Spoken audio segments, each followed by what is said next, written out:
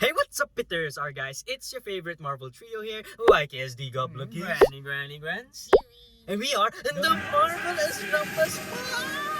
In today's video, we are it's about to rain. I think we have to go. We are here at SMOA, and currently they are showing in cinemas Fantastic Four. Let's go! Featuring Pedro Pascal, Vanessa Kirby, The Thing, and Stranger Things guy. Tsaka Joseph. Quiet Place. Joseph Quinn. Who's The Thing? And that the other bear, thing. The bear guy. Speaking of, shoutout to Yellow Cab and yung artist ng art na to.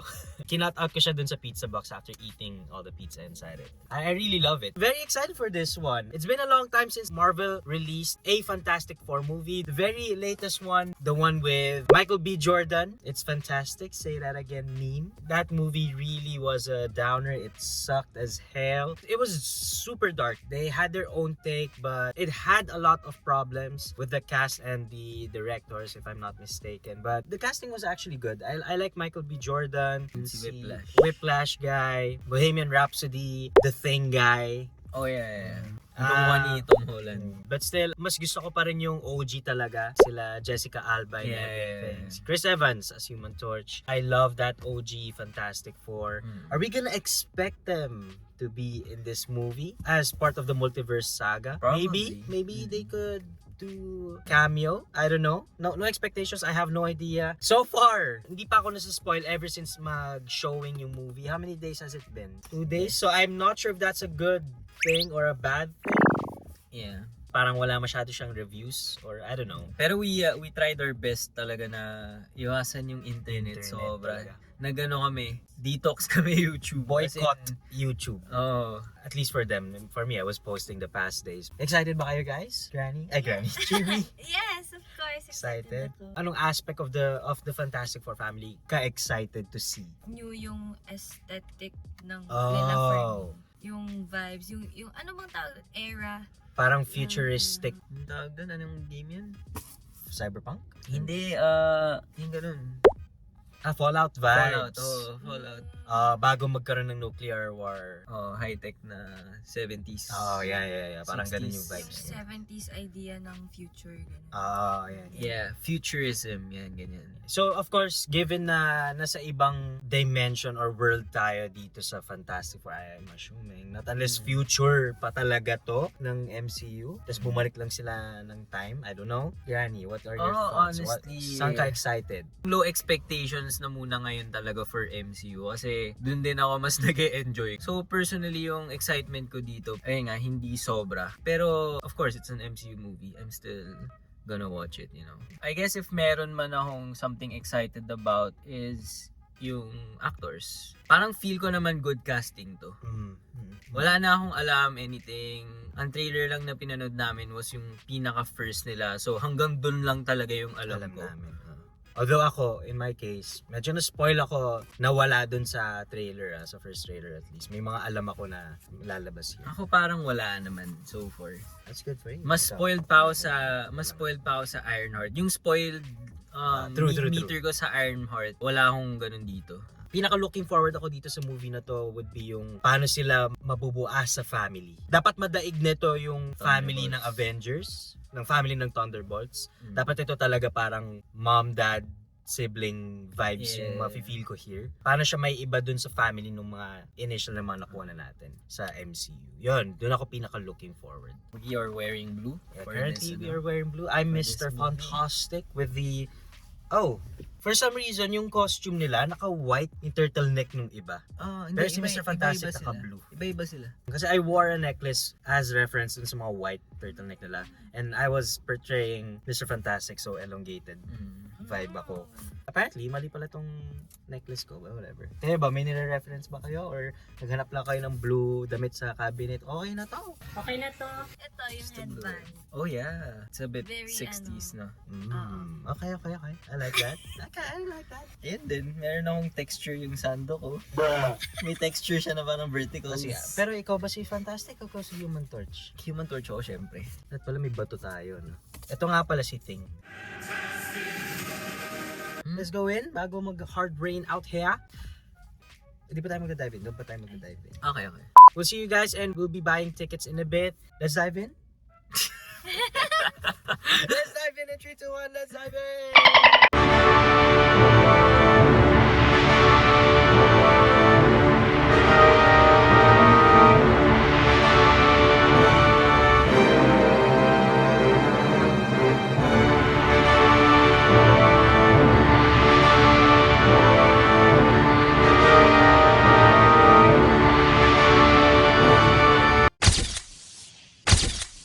Alright my guys, so we have bought our tickets already a while ago and super excited sa movie. Papasok kami in an hour. Actually, bigla ako na-excite. Excited kasi nakita Ganda ng namin costume ang ganda nung ano, always. Parang ang ganda ng prod nila dito. Kasi costume pa lang nila, ang ganda ng costume Ang design neat. nila. I like yung color theme nila here. Tapos, na-realize ko lang din, I feel like nag-long sleeve turtleneck silang mga suot para makatipid kay The Thing CGI, I don't know. Pero nag-make sense din yung sinabi ni Granny na they wear, or at least The Thing wears a long sleeve attire since insecurity niya yung katawan niya being very monster-like, given na ganun siya nakikita sa comics at least. Looking forward din ako sa magiging post-credit scene ng movie na to. How it will connect sa Thunderbolts. Kung That's meron. one, kung meron. Another would be kung may lalabas na certain character. I know we all know who that will be. This is the best time na magpakita na siya. Dr. Doom, RDJ, maybe. Probably. Again, wala akong nakikitang spoilers or anything sa internet. So, I mean, ito na yung best time na nai-introduce na niya siya. Dapat. Yan nila siya.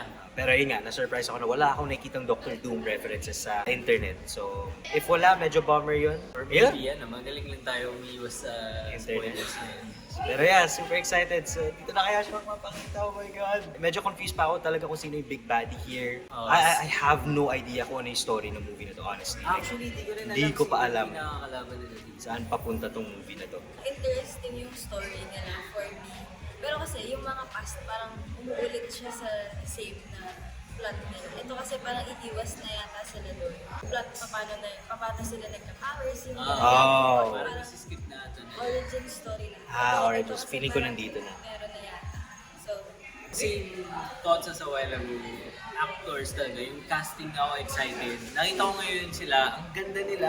Joseph Quinn, parang nakikita ko na. Naging controversial din nata siya for a time. I guess di siya mukhang bad boy. Kasi sa past roles niya, like yung sa Stranger Things, ano nga siya, parang Good boy.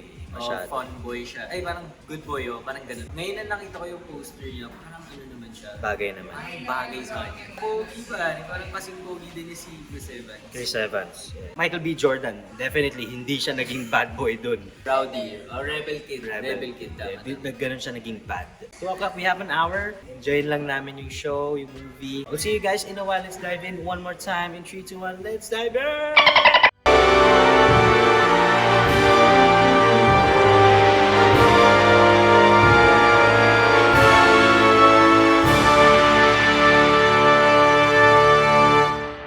Alright, so there we have it with Fantastic Four First Steps. We just finished the movie and we are on our way back to our home court, our Bat Cave. No, Iron Cave with a bunch of scraps. Slumber area. The slumber The cave. slumber. The slumber Diba? cave. The slumber. The slumber. Ano ba? Who disturbs my slumber? Parang, please don't. Huwag mo isama to. On our way back to our slumber cave. Slumber cave. Oh my God. We are about to express our feelings about the movie, rating it using our faces, my guys. Are you guys ready? 3, 2, 1. Wow, super Parang baliktad bumaliktad ng mundo ngayon ha. Parang sa Thunderbolts. we'll dive in deeper sa magiging after review of the movie. See you guys in a while. Okay, our guys, we are back on our slumber cave. The Marvel Slumber Squad just got home from SMOA and enjoyed the movie Fantastic Four First Steps. We are gonna do an after review. Personal thoughts. We'll start off with Granny because I feel like Granny enjoyed the movie the most. Really? I think As compared to me. sige, ikaw na. Nung na-feel ko kanina, no, yung reaction niya parang naramdaman ko. Actually, tinatansya kita eh. Parang, hey yo, we're enjoying this. na-enjoy ko naman. Siguro if meron man akong ito-title for it, it's a good introduction movie for the Fantastic Four. I think ito yung perfect formula. Maganda yung direction na ginawa nila for the introduction of the Fantastic Four. I guess kaya rin siya maganda kasi wala siyang pressure sa MCU timeline. Paano siya magko-connect? Kasi they have their own universe. Yun yung strength ng movie na to. They could play their movie in their own way. At least sa start. Siguro sa end dun nila i-connect. Pero yun, yung movie was good enough on its own. Like, parang hindi niya kailangan talaga ng connection so far. So, yeah, sobrang na-enjoy ko siya. I love the characters. Sige, yun lang muna. Yun din yung na-feel ko. Maganda siyang intro. Sobrang breather niya compared sa ibang mga pinanood natin. Oh. Kasi, na-feel ko na sarili nila yun.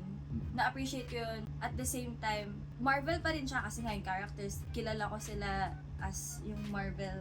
Pero, may something about it na sobrang, parang, Hindi siya cliche. For some reason, very calming din siya panoorin. Oh. Hindi siya sobrang, I mean, may action na kaano siya, pero yung aesthetic, sobrang Yung bago theme. niya sa akin, yung theme na nagustuhan ko siya panoorin. Feel ko uulitin siya.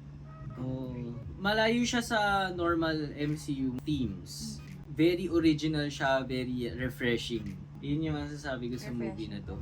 What are your thoughts? Ako, I enjoyed it. Don't get me wrong. I enjoyed the movie a lot. Especially na naging emotional din ako at some point dahil parang, okay, wow.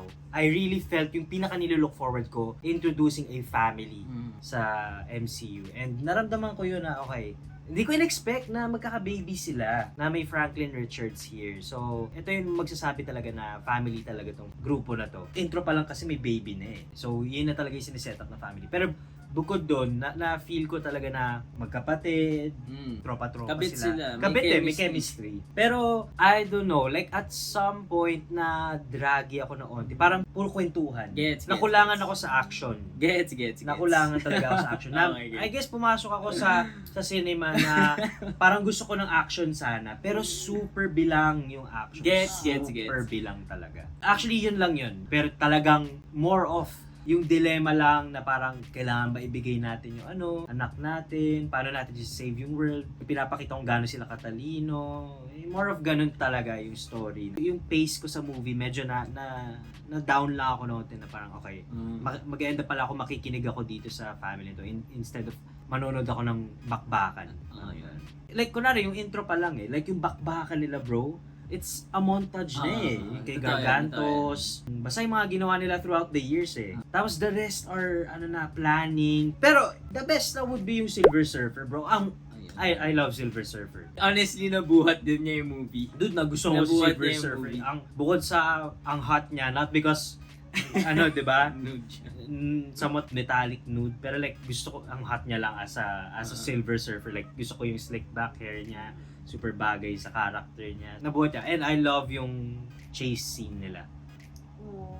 Nakaka-relate ako sa sinasabi mo. Though baliktad yung take ko kasi wala talaga akong in-expect going in. Pero na-realize ko yun parang unti yung nila, yung action nila. Pero na-feel ko kasi agad, na-establish agad sa akin na it's not an action movie. Yun yan. May resemblance siya sa Thunderbolts. For me, mas effective lang yung gawa ng Fantastic Four, yung family theme. Kasi I think meron din naman ganun sa Thunderbolts, yung parang may kasama ka, yung ganyan, meron kang nakakaramay, ganyan. Mas effective for me yung execution nila dito. Ayun, while watching the movie, na-feel ko din yun na parang, wow, parang dalawa lang yung sets nila, action sets nila. Pero parang hindi siya yung what matters Hindi naman yung action It's yung theme Yung theme Yung talaga theme Yung chemistry nila, as in napakita nila sa movie. Tapos sobrang effective. Nakita ko yung dynamics nila as an individual, as a group. Yun, sobrang effective nung writing for me. For me, in terms of sa action, feeling ko medyo nagme-make sense na, lagi ko kasing nakikita sila Johnny. Kasi diba, laging sila Mr. Fantastic. Less yung action talaga nila. Kasi yun din, nakulangan din ako sa action niya. Parang hinahanap ko yung more. Stretchy niya. Pero Ang nagigets pinaka naging ko action na- niya would be intelligence niya Oo, yun Oh, na. Yun yung exactly. in-establish. Yun Oo. nga Kasi nga, may baby na sila. Mas mag-iingat sila ni Okay, ni that Sue. makes sense. Yeah. Feeling ko lang. And grabe yung brain nila. Yun yung matalino action sila. talaga na Parehas compared sila sa eh. ibang heroes na marami nag-uusap over ganyan. Sila parang nag-iisip talaga. Yun na-feel ko yung problema nila as a team yung mangyayari, yung gagawin. Tsaka calculated talaga. kabit sila men. Like parang kabisado nila yung isa't isa. Alam nila yung ugali nito, ugali niya. May chemistry talaga yung characters. I guess yung isa ko din naging problem would be audio. Ah, Ang ay, hina medyo, ng, medyo, ang medyo. hina nung kailangan Yung subtitles. voice. Oo, mahina yung voice nila, yung voice over ng mga talking moments nila. So, I feel like may mga namimiss akong details. Yung chemistry nila with each other, hindi kasing build up nung sa inyo as compared to mine. Na-frustrate ako at some point na hindi ko marinig yung mga sinasabi nila. Again, like I can say 80% of the movie or 70% of the movie is full of talking talaga. Full of talking talaga. Less action talaga. So, yun, naging problem sa akin yung audio. Pero, overall, I still enjoyed the movie. Pero hindi kasing emotional din yung dalawa. Grabe, kasi nakailang beses ako umiiyak. Nga, naramdaman ko nga. Ako naman kasi parang, nafe-feel ko naman pero hindi talaga siya kasing kung paano ka humagulgul Like, gusto ko sana ma-feel. Ilang Pero beses. nahirapan akong, may parang dalawang moments lang ako na super naiyak. First would be yung lumipad yung Excelsior. Grabe. Naiyak ako doon. For some reason, naiyak ako. kong beses Second, nung nanganak si Franklin Oh. Richards. Ganda. After Grabe nun, yun. more of naangasan na lang ako. Hindi siya yung parang I think nag-teary-eyed ako. dahil doon naman Teary-eyed lang, overwhelming yung angas sa akin, yung pool. Ang ganda talaga ng prod. Ang ganda ng prod for me. Kahit yung CGI nila ang ganda. Nung intro pa lang, naiyak na ako kasi parang ang pogi ng suits nila, ang ganda ni The Thing. Ganda talaga. Tapos yung ano na yun, yung birth scene. Oh my God. Ang ganda nun. As in, na-feel ko yung intensity, na-feel ko yung build-up nung scene. Ilang beses na ako nakapanood ng birth scenes. Isa yun sa parang pinakamagandang birth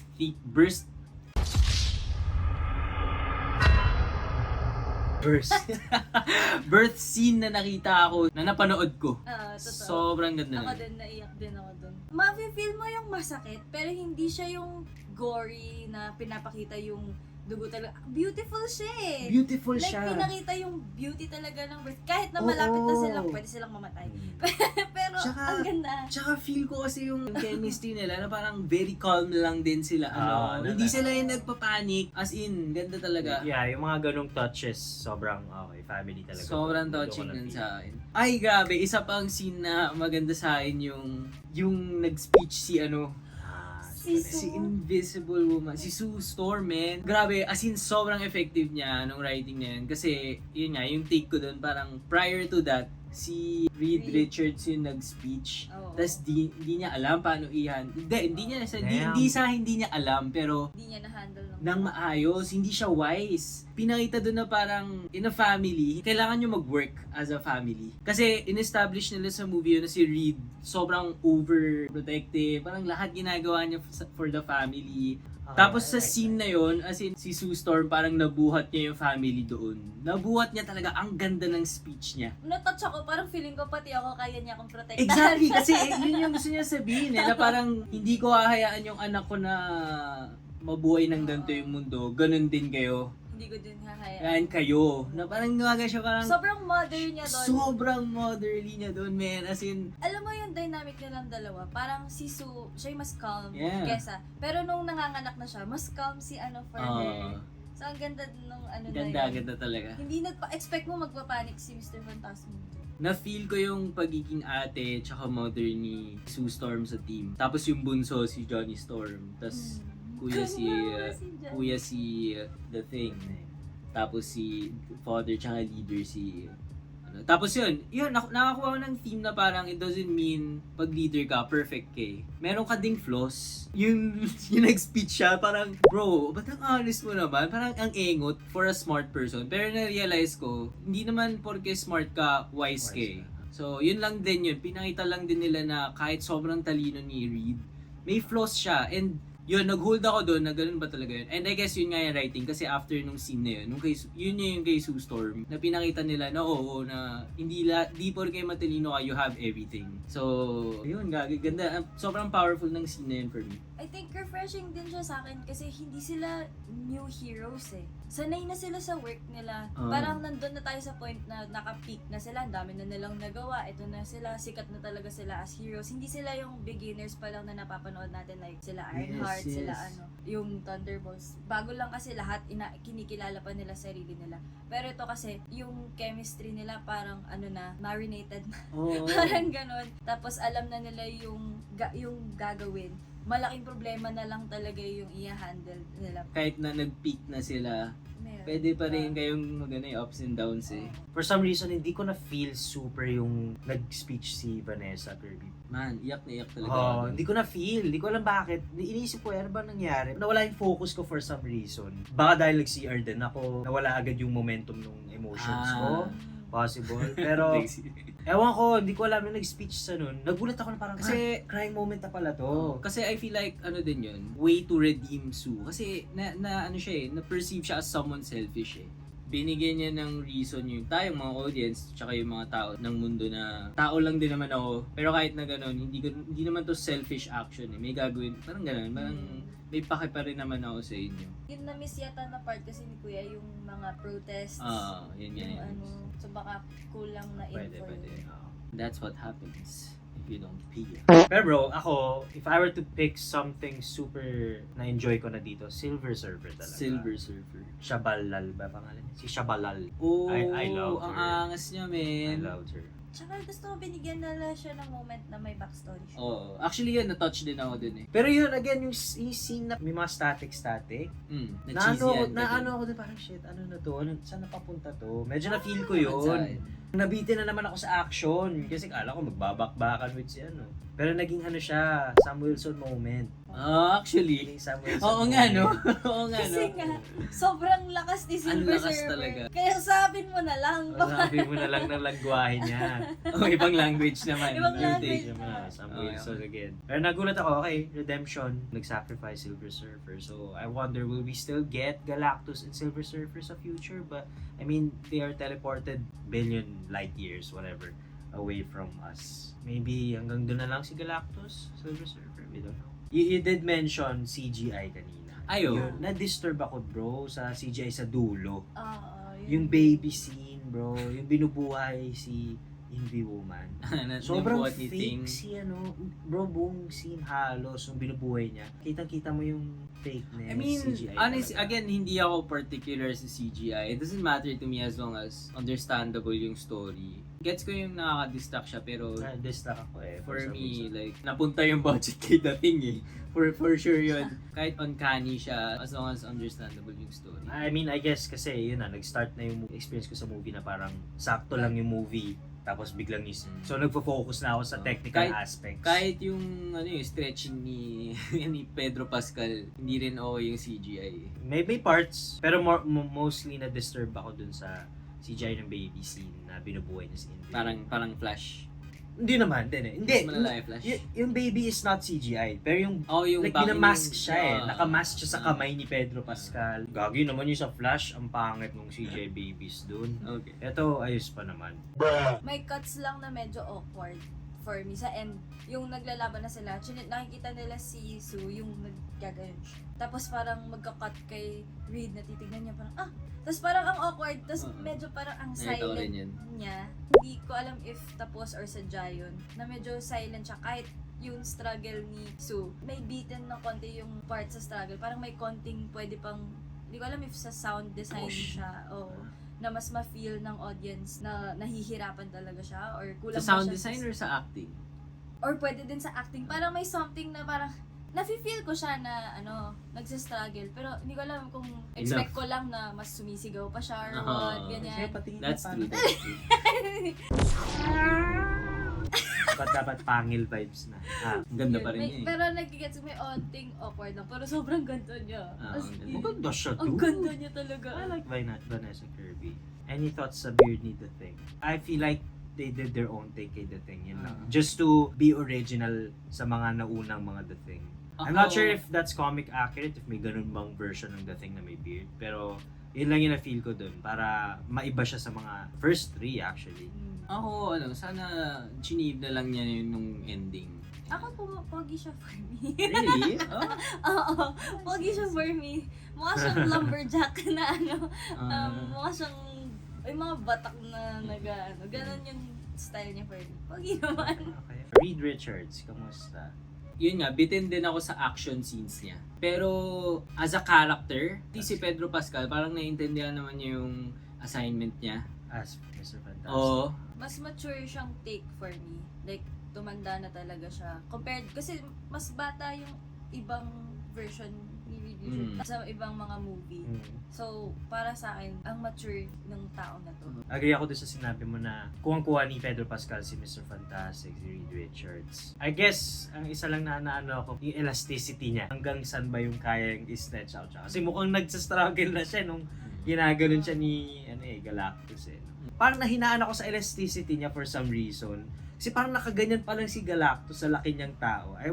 Sana man lang na-stretch out niya ng ganun. Super hirap na siya. Nainis din ako kay Galactus kasi parang hirap na hirap din siya i-stretch out si Mr. Fantastic. Sa laki niya yun. Baka siya yung makapal na rubber band. I guess, ang pinaka-inaasahan ko na lang tuloy kay Mr. Fantastic would be really yung brains niya. Brains dude. talaga.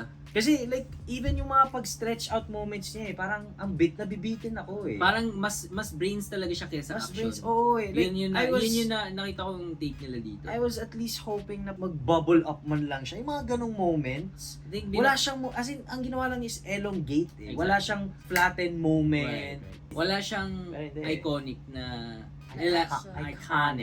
Iconic. Wala kang maaalala na Oo eh, brains talaga. Yo, creative nun. Walang creative. Doon ako super nabitin talaga eh. In terms of abilities, walang iconic. Dude, as in puro talk talaga, puro family. The story is really circling sa family. Walang moment na parang, okay, Human Torch though. Like yung kinain niya yung fire ng mga buildings. Yun. Tsaka yung 4. Gusto. Meron sila Sue Storm. Typical eh, Si typical. Sue Storm. Ininvi niya yung... Kaya kong gawin yung 4 eh.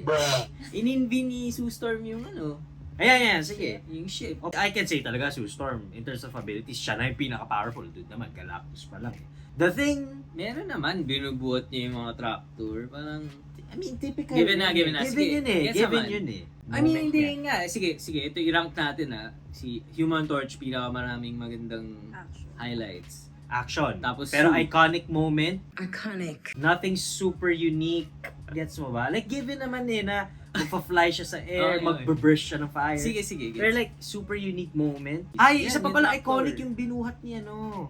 Nag-team up ability sila. Yan. Oo nga. Ayun. Bang, ginano Which is niya. nasa Marvel Rivals pala. Covering time. Yun, si Reed. Wala talaga. Like, mas brains talaga siya sa movie na to kaysa action. Yun lang. Oh, Yun ito, lang. ito. I wanna defend. Okay, go. Oh. I wanna defend. Na-appreciate ko pa rin sila as heroes. Kasi alam naman na natin kung ano talaga abilities nila. Like yung stretchy, yung covering, yung big. Kasi dati ang sinasabing brains lang is si Reed Richards, ganyan. Pero ngayon makikita mo, iba-iba yung intelligence nila. Okay. Yun ako. Na gets mo bakit sila yung umakyat sa space. Ma-justify nila na Yeah. lahat sila matalino talaga. True. Na Alright. it's powerful. Siya lang ang powerful. So, yun yung ability na. Exactly. Yun nga. So, yun nga. I guess, Iconic. I guess mali yung expectations ko. Here, nag-expect ako na magpapakita sila ng malupit in terms of their abilities. Stretching, fire, rock, and invis, psychic, something. Right. Pero ang pinaka-abilities na pinakita nila here is yung intelligence nila, which I agree, and them as a family. Yun yung pinaka-pinakita nila yun. Pero going back dun sa ko, nag-expect ako ng more of action dun sa abilities nila. Do you agree na nag-miss out sila somewhere dun? Kay Reed Somewhat? lang May talaga. kulang. Kay Reed lang talaga. Sila, The Thing, meron naman, ginanon niyo yung building. Like, gets ko naman na given. Pero yun nga, again, i-compare mo yung nagawa nilang tatlo kay Reed. Si Reed talaga for Kulang me. talaga siya. Hindi sa brains kulang siya sa action talaga. Like, Detail. like ano lang siya, mas support role kesa assassin or whatever. Okay. Right? So, sige nga, kung magiging creative ka kay Reed, bigay ka ng suggestion para marinig nila Kevin. At least yung nag-twirl around siya kay Galactus para madapa. Ganon. Oo naman. I mean, Exactly. honestly, kinda cliche yun eh. Pero at least yun man lang hindi nila nagawa. Like, Ginawa niya like, nilabas niya yung lava sa katawan ni Galactus, bro. Puro Tarzan lang siya. Oh, nonsense nga yung sinaksak niya si ano eh. Okay. Nonsense eh. Ang pinaka-naambag ni Reed dun was kunin si Baby Franklin eh. Bro naman, like, Elastic Girl. Mas Like, magaling. yung Mas ginano malakas niya, nga si kumuha Elastic siya ng manhole cap, slining shot niya. Ayun, naangas yung mga ganun eh. Eh bro naman. Naging barko siya. naging barko siya, Na-stuck. naging parachute siya. Na-stuck siya sa pintuan. I mean, kung si Pedro Pascal yun, na-stuck sa elevator. Ay, gago! Ay, ganun na. I mean, The Thing, ang pinaka-naambag niya doon, yung sinira niyang building para ma-out of balance yan. Si Human Torch, anong nagawa niya doon? Nakausap niya yung chicks niya. May ginawa pa ba si Human Torch? Brinner niya yung ice. Hindi, like yung final fight scene na. Brinner niya yung ice niya, ano? Hindi. Siya kasi yung nagganon. Yung ano na, yung parang pa-ending na Ayun, papun. siya yung nag-close. Siya yung nag-close. Siya nag-offend. Break. Flame on! Oh my. Nag-flame on ba siya? Ay, hindi. Nag-ano lang. Ah, weh, meron? Oh, flame on. Flame on. Dun sa Ah, toy. Basically, yung mga quotes nila, Clobber in Time, Flame on, was made Marketing. by marketing. Yan, it's all Tarzan with Reed Richards, all flying with the Human Torch, all breaking with the Thing. Invisible Woman yan. Okay, Invisible Woman. Talagang napakita niyan. Siguro yung next na comment ko kay Invisible, dagdag ko lang, na-empower ako, I guess, as a woman. Kasi usually kapag woman hero, laging sexy, laging Ooh. but this time she's Yeah. like a powerful mom. Yes. Hindi naman ibig sabihin na haggard na siya as a mom. She Ah. still looks really good. Ang ganda-ganda niya. Yun, parang powerful lang siya. May intention silang ganun.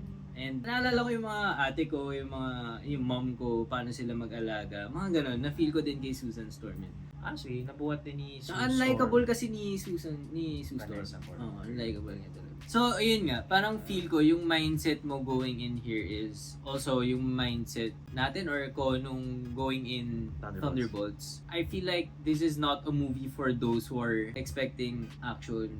Mas dramatic din actually. Mas Drama siya eh. Family drama vibe siya. kaysa action movie. Oo. Kaya nako-compare ko siya sa Thunderbolts kasi mas fitting sa akin yung theme na to. Kasi pwede talaga sila mag-focus sa family kasi kilala sila as family. Kaysa sa Thunderbolts. Mga assassins, mga rogue, mas action sila. But I don't know, as a Marvel movie, siguro nag-expect lang ako ng iconic ability moment.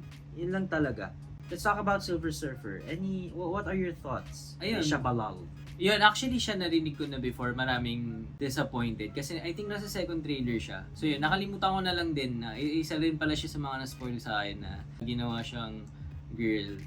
And maraming disappointed dun. And nawawokan na naman. Open naman ako sa mga ganyang changes. And honestly, I enjoyed it. I enjoyed the change. Yung writing nila for her, yung mga action scenes na ginawa for Silver Surfer, yun, iconic yun for me. Honestly, sobrang malaki yung buhat ni Silver Surfer for me sa movie na to. Kasi every time nawawala siya, parang isa siya sa mga hinahanap ko. Kasi parang ang angas kasi ng mga scenes niya talaga. Tsaka yung visuals pala, I forgot to mention. Ang ganda ng visuals nila dito. Yung especially nung nasa space sila.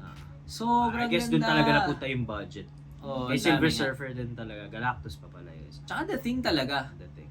Mukha siyang totoo. Oh, wala akong nakitang pangit na CGI kay The Thing. Si Fantastic Four meron. Yung kay Silver Surfer, yung bearing niya siguro is yun nga, yung dynamic na ano. Pero as Silver Surfer, babae man or lalaki, effective pa rin siya kasi yung purpose niya nagawa naman. Yun nga, exactly. So, I don't know, the haters just be hating. Wala, ako. Crush ko si Silver Surfer. Oo. Badass si Silver Surfer here. I love her. Be- I hope you surf by. Best set talaga sa akin yung nasa space sila. Yung first half ng movie, ang ganda talaga. Like, ang ganda. Doon ako maraming iniyakan. Doon ako naangasan. May theory ako, yung pag-uwi nila, nagkaroon ng time difference na. As in, Nagka-time difference ka. like, sobra. Tas akala namin, si Doom na yung Dr. Doom na yung nagmamanage, nag-take over siya. Maganda yun. Oo, Honestly, like, yan. Yan, marami akong iniisip din na sana nangyari sa movie na to eh. Kaya somewhat na dismaya din ako. Since we're talking about Doctor Doom na rin, let's go sa post-credit scene. A mid-credit scene. Like, I mean, there's nothing to talk about the post-credit scene naman talaga. It's just an animated show. It is cute. I like it. Pero hindi naman siya parang pag-usapan for the future of the MCU. Let's talk about yung mid-credit scene. Lumaki na yung anak. 4 years later siya eh. Parang 8 years na sila as the Fantastic Four. We have a glimpse of Doctor Doom's cape and the mask. Feel ko nagpe-play safe sila masyado. Nagbibigay sila ng sprinkle of something. Pero in case of parang contingency plan na, sige magbigay tayo pero wag lahat kasi kung may mangyari, may safe sila. Ganun. Yeah. If meron akong super disappointed sa movie na to, it's that mid-credit scene. Actually, it's the plot of Victor Von Doom. Like, man, sinayang niyo yung opportunity na to. Like, sana in-introduce niyo na siya. Kasi ipapakita niyo na lang siya biglaan sa Avengers Doomsday. Like, like, gets ko naman siya si Robert Downey Jr. Hindi ko alam if siya si Tony Stark. Pero, it doesn't matter kasi iba ng character ito eh. Di ba? Hindi naman siya si Iron Man na nakilala natin eh. Sana in-introduce na nila siya dito.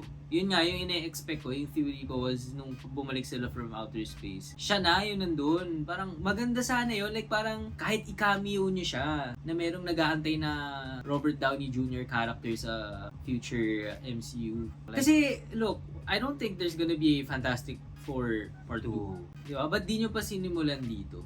Same thoughts sa medyo safe, play safe sila. Kasi yung confidence nila sa Infinity Saga, pinapakita nila si Thanos ng ilang movies before. Yun, I guess sobrang nawala yung confidence nila after Kang. Hindi na nila napakita. Pero kasi, di ba, pinakita nyo na yung likod, hindi pakita nyo na rin yung mukha niya. Hindi nga, at least, bro, bigyan nyo na siya ng character. at least boses man lang eh. Bigyan nyo siya ng character. Wag nyo siyang bigyan ng silhouette lang. Na-trauma sila kay Kang. Trauma sila masyado eh. I mean, pinakita nyo na siya sa Comic Con, nasa news na, di ba, ba't di nyo pa pinagsamantalahan? And ito, again, best timing for Victor Von Doom, Dr. Doom. Hindi nila ginawa. Ganun lang. So, yun nga, at least pinakita nila anong type of character siya. Pupunta na lang tayo sa Avengers Doomsday. Magugulo tayo, ganyan pala siya. Parang sana pinakita nyo na ano yung personality niya dito. Ang tao pa lang siya, di ba? Parang sino siya, ganyan. Hindi yung yung costume niya, like. But is he Victor Von Doom though? Or is he a Tony Stark na naging... Exactly, yun nga yung sana Kasi again, nila. may Tony Stark's Industries sa Earth 828 eh. Meron nga. Wala, na-cheesyhan lang talaga ako. Tapos yung parang, kung paano pa pinakita yung mask, na parang inaangat. Ewan ko ba, masyadong Pansin siya. nagpapansin eh. Ang sa akin, attention seeking nung scene. At least, maybe, iniwan lang niya yung mask sa table, di ba? Parang nagpapan. Tapos yan, nandiyan lang, may mask lang. Paano Tapos may nakatalikod lang na naka-green cape. Parang kay, Gets na yun eh. Parang kay Daredevil sa She-Hulk. Sneak peek lang nila na may mask yung si mask ni Daredevil, di ba? Yung mga ganun lang. Tapos, if gusto niyo mag-play safe, at least voice over ni RDJ. Parang sana... You can just assume naman eh. Like, sige, sabihin mo RDJ yun. Pero it's still a voice over. Iba na yung pag pinakita kasi yung mukha eh. Yun yung medyo delics na eh. Pero kung boses, I feel like kaya mo pa malusutan eh. Pwede. Sabihin na Para niya, sa akin. hello, Susan. Yung mga ganun. Ay, Susan ba? Oh, Susan. Long time no see. Like, after this movie, hindi ko alam sino si Dr. Doom. Hanggang ngayon, hindi pa rin namin alam. Like, alam lang namin na si Robert Downey Jr. yung actor. Pero hindi namin alam sino na ba talaga to. Parang, with a bunch of scraps. like, Nag-end up yung movie na confused pa rin tayo. Like, I was hoping na may masasagot yung Fantastic Four in terms of yung Thunderbolts. hindi rin nila Post-credit sinagot yun. scene, wala. Like, si Doctor Doom, wala. Doon ako na-frustrate sa movie na to. Parang yung dating, basta mangyayari to. Pero inaayos pa namin. Pero mangyayari to, so lagay na namin. Parang ganun. Yun yung the thing. Is Kaya it- nagkaroon ng thing. Impatient lang ba tayo or talagang miss opportunity I feel ba? like missed opportunity, bro, eh. Ang pangit ng ano na yun, bro. Post-credit scene na yun. Parang inulit lang nila yung Comic-Con RDJ reveal Exactly. na Dr. Doom. Ano pang purpose like, na gets ni-reveal ko nila na si... Anong purpose na ni-reveal nyo si RDJ? Kasi that time na ni-reveal nyo na siya yung actor, alam na rin natin na parating si Dr. Doom. Yan lang din naman yun eh. Yun lang din eh. Okay lang if hindi nila ni-reveal si Dr. Doom RDJ before eh. Mapapasiguro, oh my God, si Dr. Doom nandito na, shit! Mapapagaroon ka eh. Nag-reveal na RDJ Dr. Doom. Parang, okay, likod ni Dr. Doom, wait, si RDJ ba to? Sana nagpakita si RDJ. Tapos plot twist, nung nag-introduce siya, iba yung, na siya, Victor Von Doom na. Yun yung parang, oh shit! Oh, pwede pa, diba? Oh, Like, ganun, ma-excite ka pa ganun. eh. Pero, yung post-credit scene na yun, sobrang meh siya for me. Sobrang paasa Sobrang nun. paasa. Sobrang blue balls nun, man. Kaya mong sabihin na mas maganda yung twist ng Thunderbolts. Oh boy! Oo, na naging New Avengers sila. Mas gusto ko yun. Yan lang naman. Honestly, that's about it with this movie. Yeah, I mean, again, overall, I still enjoyed the movie. May downs lang ako in terms of action and showcasing more of their abilities. Not the intelligence and yung family ability nila. Pero like yung nakuha nila sa Cosmic Storm. If you were to describe the movie with one word, what would it be? Intellectual. Ayun din ba Ikaw? yung sa'yo? Yun din Yeah, ba yung and same. It's on the science. Chemistry. Chemistry, sa'yo? okay. Bro, like, I'ma just go with family talaga. Family. May sense naman eh. Yun ang pinaka nakuha ko talaga here, family. Alright, so anyway, let's start rating the movie. Fantastic Four First Steps. This is gonna be controversial on my It is side. gonna be controversial. Rating of Marvel's Slumber Squad in 3, 2, 1. Open eyes. 7.5. Ikaw? Really? 8.5 ako! 6 ako. The Marvel Slumber Squad's rating for the Fantastic Four First Steps would be 7.33 out of 10. It's a passing. It's a good movie for me. You can enjoy it, but again, do not expect it to be heavy on action. It's more a family drama. I love the movie. I love the movie din. Pero, meron lang akong reservations. I feel like nahirapan din ako i-grade kasi yung Ironheart natin ang taas eh. Parang Yeah. medyo na-affect yung grade ko dahil sa Ironheart. Kasi Ah. 80 yung Ironheart ko eh. Tapos ang taas ng... Anyway, that's about it with our video. I hope you guys enjoyed our after review for the Fantastic Four First Steps. If you did, please do show us some love by subscribing, smashing that like button, hitting the notification bell to not miss any future contents from yours truly. Comment down below. Who do you think RDJ will be as Dr. Doom? Is he gonna be Victor Von Doom or Tony Stark that turned into Dr. Doom? Doing all these would definitely help us out on our YouTube partner program journey. As you can see, 90% of our audience are not yet subscribed. 300 out of 3,000 watch hours is still a long way to go. So it'd be a huge favor if y'all could help us out for us to be able to continue our passion on creating quality entertainment content for y'all. We'll be covering all the latest updates, character reveals, gameplay breakdowns, movies and trailers reviews, so stick around for more. Also, do follow me on my Twitch, TikTok, YouTube accounts at YKSD Goblicus. It's your favorite Marvel trio here, YKSD Goblicus. And we are the Marvel Slumber Squad. Stay epic, stay legendary. We'll see you guys on the next video. Peace!